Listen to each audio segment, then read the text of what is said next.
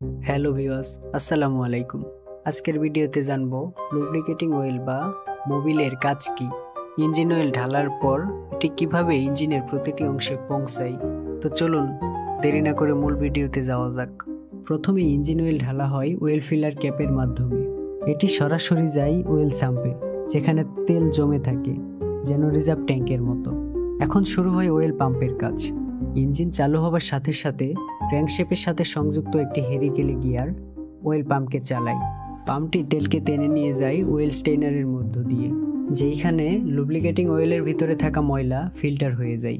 পাম্পের প্রেসার যদি বেশি হয়ে যায় তাহলে রিলিফ ভালভ খুলে যায়। সেই রিলিফ ভালভ দিয়ে বাড়তি অয়েল ভিতরে চলে যায়, যাতে সিস্টেম ওভারলোড না হয়। এরপর তেল যায় অয়েল ফিল্টারে। এখানে সূক্ষ্ম ধুলো, কার্বন এবং ক্ষুদ্র ধাতব কণা পরিষ্কার হয়ে যায়, যাতে ইঞ্জিনের যন্ত্রাংশের কোনো ক্ষতি না হয়। পরিষ্কার তেল এখন চলে যায় অয়েল গ্যালারি নামক সরু চ্যানেল দিয়ে। এই পথ ধরে তেল পৌঁছে যায় ক্র্যাঙ্কশ্যাফট, পিস্টন রিং এবং ভালভ ট্রেনের মধ্যে, যেখানে এটি ঘর্ষণ কমিয়ে ঠান্ডা রাখে প্রতিটি অংশকে। সব অংশে ঘুরে তেল আবার সেই অয়েল সাম্পে ফিরে আসে।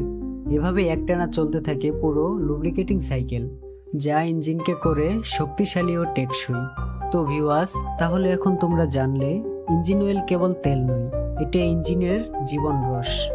ভিডিওটি ভালো লাগলে লাইক দিও এবং কোনো প্রশ্ন থাকলে কমেন্ট করে জানিও, আর চ্যানেলটি সাবস্ক্রাইব করো। আমি কাউসার ইয়ামিন, দেখা হবে পরবর্তী ভিডিওতে।